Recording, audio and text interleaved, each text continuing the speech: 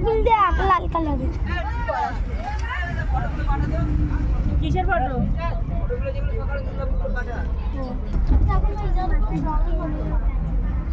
গ্রামে তো এটা আছে